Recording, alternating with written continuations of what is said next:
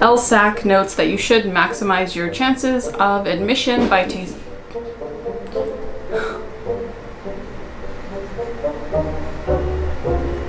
I'm in danger! Law school, law school, law school.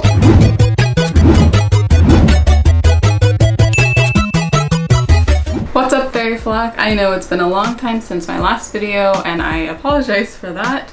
I've just been super preoccupied with moving. As some of you guys know, I did get accepted into law school, and previously we thought we were going to be moving to San Diego, but we ended up moving to Los Angeles for me to attend a different school.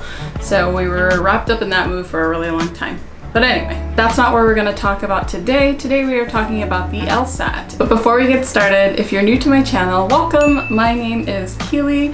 I make videos about my life so that hopefully when you guys encounter the things that I do, you're at least slightly less lost than I was. I'm also a first-generation law school student, and I'm hoping that my Leveled Up Law series will help demystify some of the law school admissions process for any of you out there who are interested in attending law school.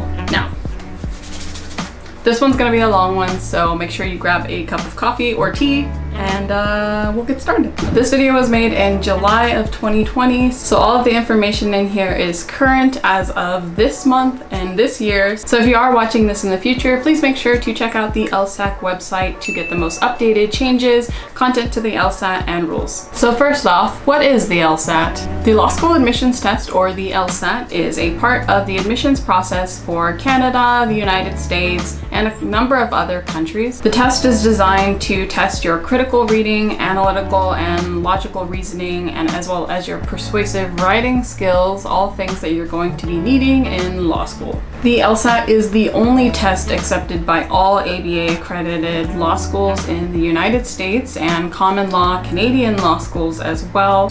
And although you can take the GRE, LSAC recommends that you take the LSAT to maximize your chances of admission. How much does the LSAT cost? So the LSAT costs $200, and that includes the writing portion of the exam after the main exam. There are a number of different fees that can be assessed. For example, if you pick a test center and you want to change your test center, the fee for that currently is $125.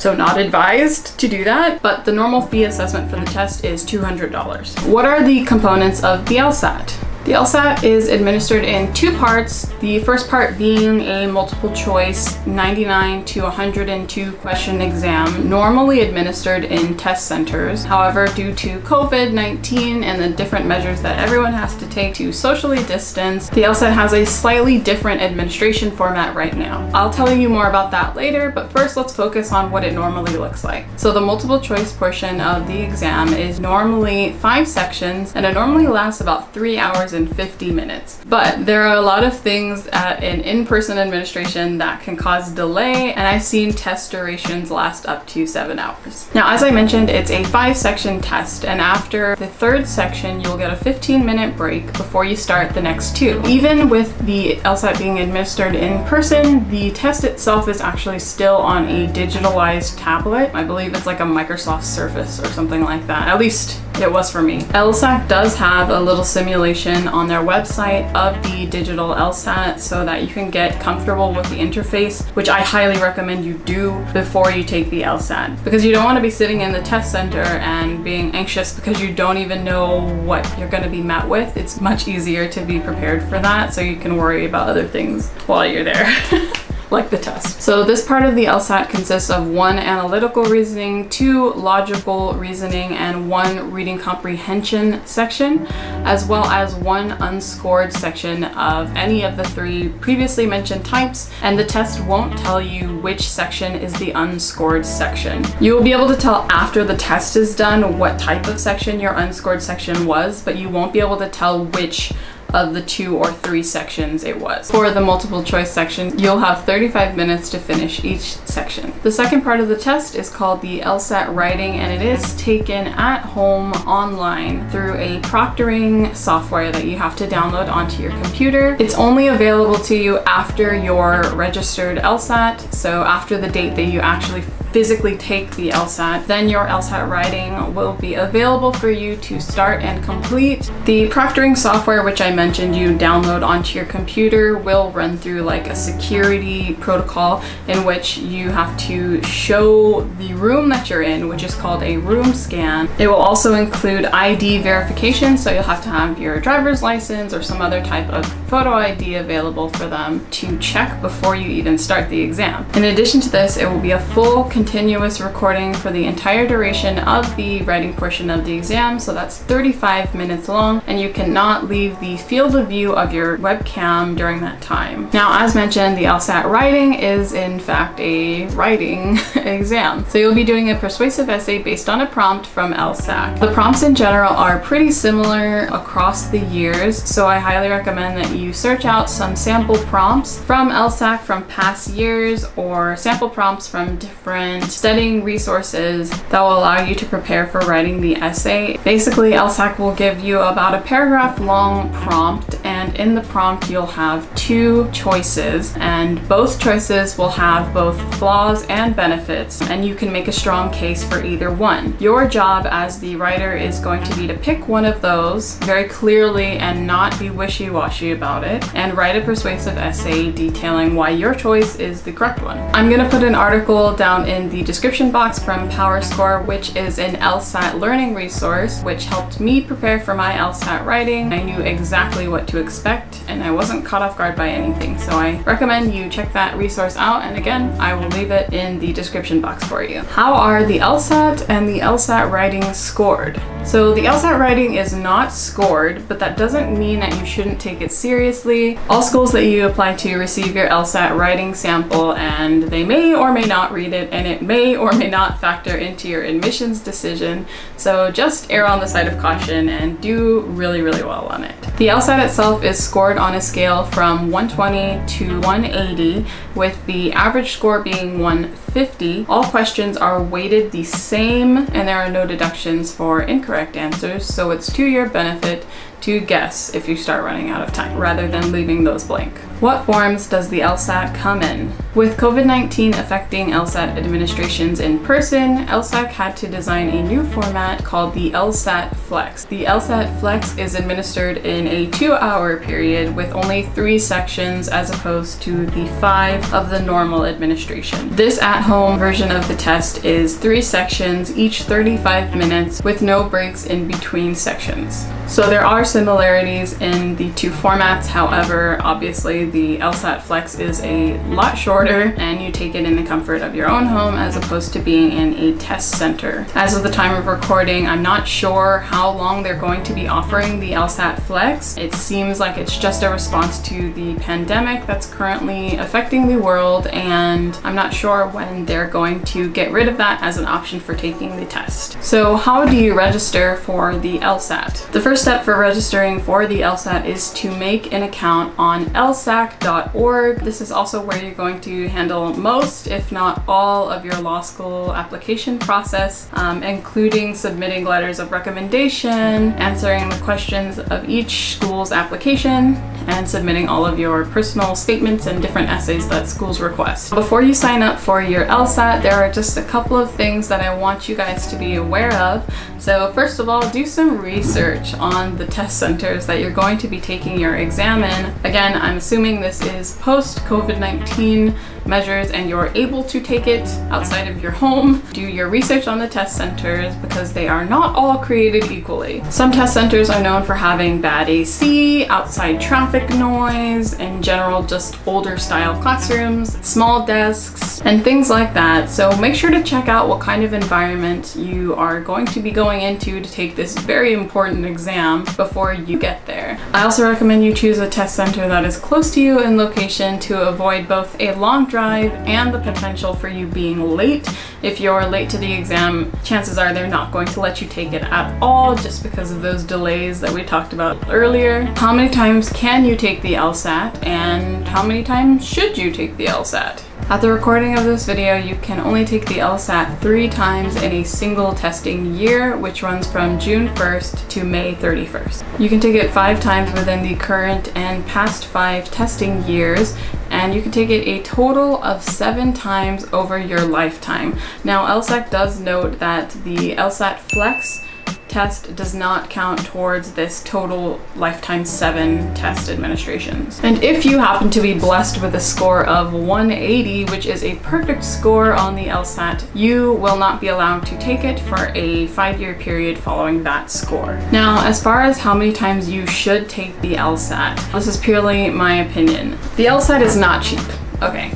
The LSAT is $200. I advise you to study in a way that will allow you to only have to take the test once to get the score that you want. However, I do personally still think that taking the test 3 to 4 times is okay, even though it's a lot of money, if it means really getting a good score, because that can mean the difference between paying full cost for law school and getting a full ride. But beyond 3 or 4 times, I personally think it is an internal question you're going to have to ask yourself as to whether there's something that's going to be different on the 5th try, the 6th try, that you just weren't capable of in the first 3 or 4 tries. Another thing to consider is your practice test results. If you were testing in the 160 to 170 range, but you are, for the past 4 administrations, getting a 140, you know that there's something that you can improve on to get that 160 score, or at least somewhere closer to it than the score that you actually received on the administration. Just remember that all schools see all of the scores that you have received in the past 5 years of testing. 5 years is the test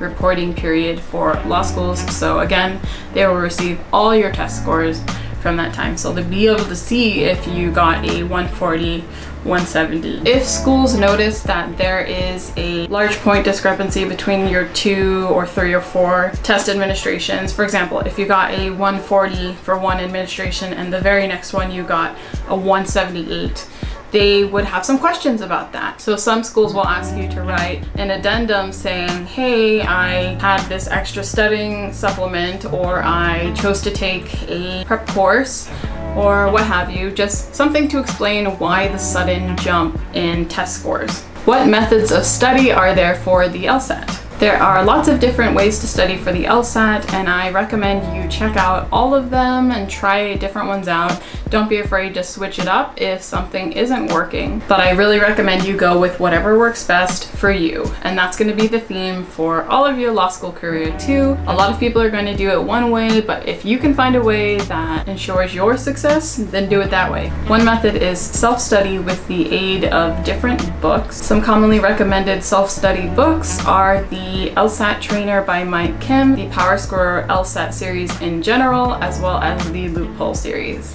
One of the best investments in books for self-study that I made were the 10 official prep test books, since practice exams were something that helped me study personally. Like the title implies, they are official tests from LSAC themselves, which are previously administered exams. Granted, they might be from like 1990s or 1980s, but still the format is very similar, and you'll encounter questions just like it on the exam. So for me, that was very helpful. This is what they look like. I don't know how many of these books there are, but I had 2 of them, as well as different prep tests from elsewhere, but these were the most helpful for me. Another method of study is the paid course option, where you can do live online, live in person, or online on your own time study. And you can do those through Kaplan, Blueprint, 7 Sage, Khan Academy, and I'm sure there's more, because there's always more. So I recommend finding the one that works for your price point, as well as one with good reviews. One of the last resources I have to offer you for LSAT test prep is getting a private tutor. I didn't personally get one of these, but I know a number of people who did,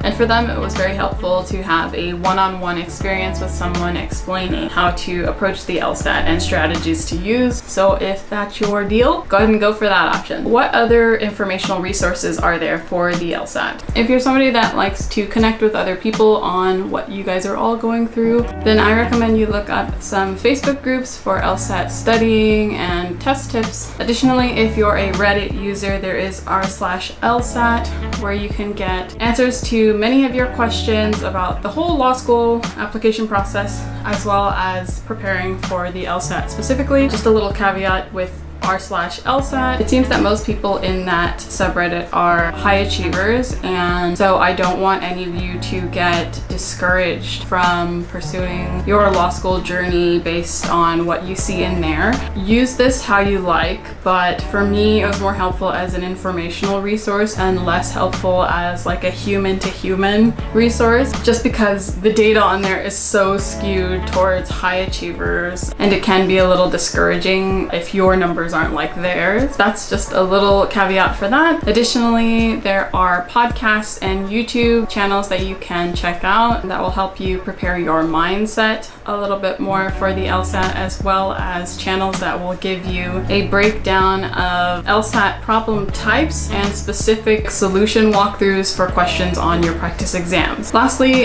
if you are into more of the people-to-people connecting, there is an LSAT preparation Discord that I found for you guys, and I'll go ahead and leave an invite link to that down below, and hopefully you guys can join and get some advice from those who are going through it with you. How do I prepare for the LSAT on the actual test day? Before the test day, about 3 to 4 weeks before, is a photo deadline. You're going to have to submit to LSAC a specific type of photo. It has to be composed exactly the way they want it. Your shoulders have to be a certain amount of the picture, and it has to be well lit. You can't be wearing things that obscure your face, things like that. You'll have to submit that photo before that deadline in order to get your admission ticket printed before your exam, which I believe you print either the week before your exam or a couple days prior to your exam. But make sure you get your photo uploaded on time so you don't experience any issues with that. Specifically for in-person testing, make sure that you review LSAC's guidelines of what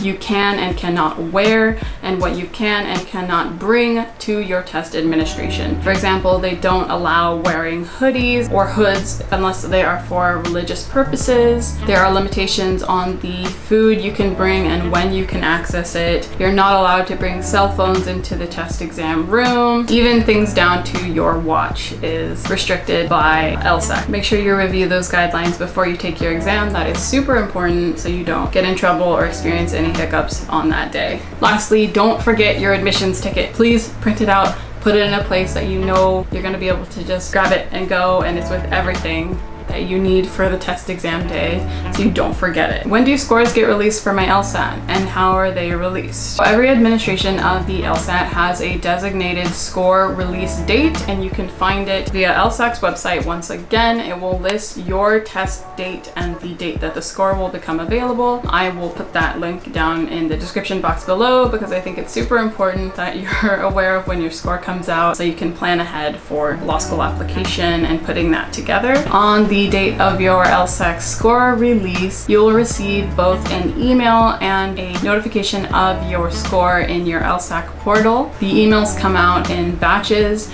so you might receive yours right at 9 a.m. for example, or you might get it at 10, 11, or later into the day. As far as waiting for my score to come out, at some point I kind of just accepted it, basically accepted my fate, because it was something that I couldn't control from that point. But it is hard to do that, so I just recommend that you be patient for your score to come out. It's not that long of a time, it just feels really long. It's about 2 to 3 weeks. You know, manage your stress in that time. Try not to think about it if you can. I tried to do a lot of little things that would distract me in that time, so I wasn't dwelling on how did I do on this section, I think I bombed that section, I think I did really well. All your speculation is just speculation, and it's going to make your stress levels rise. For some people, maybe this isn't even an issue, but if it's an issue for you, I just wanted to make sure you knew that was coming so you can prepare better for it. Lastly, I wanted to leave you with some tips that I had for you guys to smash your LSAT. First of all, take practice exams. They are your best friend. They're going to give you a benchmark for how you're doing and how you progress. And when you do take that first practice exam, don't be discouraged if it's not the score that you need or or you're looking for your law school application. The great benefit of that test is it is just a practice test, not the real thing. You didn't pay 200 bucks for it, and you can read it and study it and see what you need to work on to improve. So don't be discouraged. It's possible. Don't be surprised if it takes months or in some cases even years to get the score that you want. It's okay. This whole process is on your timeline. Don't feel rushed by everyone around you doing this, that, and the other. When you do sit down to study, make sure you figure out what time of day and what kind of conditions that you test and study best in, and try to keep replicating that environment for yourself so that it puts you in a good headspace. You're focused on what you have in front of you and succeeding. For me, it was putting on lo-fi music just in the background, the same track every single time I sat down to study. I wasn't distracted by what was going on in it because I already knew what was playing. But like the third or fifth time hearing it, it's just background noise, but it's enough to drown out whatever's going on in your surroundings. I also put up a divider screen so that I couldn't see anything outside of my textbooks and my materials and things like that. So that was what worked for me. Might work for you, might not. Just figure out what it is that works for you and do it. In that same vein, try to keep an organized environment for you to study in so you're not stressed by looking at like this giant mess, and instead it's more of a positive experience for you while you're studying. The test is intentionally difficult and tiring, so don't be caught off guard by it and don't underestimate it. The test is long and really difficult, but if you can think about the LSAT components as a preview of what you might experience in law school, then it might help you approach it better. For example, the length of the test can be compared to a law school exam, which can be from 3 to 5 hours long, where you're just writing the whole time. The reading comprehension passages can be long on topics you don't want to read about, but in law school, you're also going to have to read long cases that are sometimes written in really old language that you might not want to read, and you're going to have to. And you're going to have to be able to summarize what happened in it, as well as use things like logical reasoning and analytical reasoning to figure out what's going on inside of the case and what happened and why it happened. Logical reasoning and deductive reasoning are going to help you parse out arguments in your law school cases as well. So if it helps you to think about the LSAT as something that prepares you for law school, then by all means, think of it like that. My last tip, and probably one of my most important, is to take the practice LSATs but review them after you've taken them. If you just take practice tests, see your score, and move on, it's not as beneficial to you as if you were to go back, see what you got wrong, walk through those, and make sure you know how to get it right. Those are one of the best ways to raise your score. Make sure you're reviewing your tests, guys. Best of luck with your LSAT, you future legal eagles, and I will be sure to answer any questions you guys drop in the comments down below. I will make sure to answer them either in a comment or in a future video. In our next episode, we're going to be talking about the actual law school application and how you can make sure that your application is in tip-top shape. Please make sure to subscribe if you like this video. Thank you for joining me for episode 2 of the Leveled Up Law series. Stay fly, fairy flock, and I will see you in the next video. Bye. Yeah.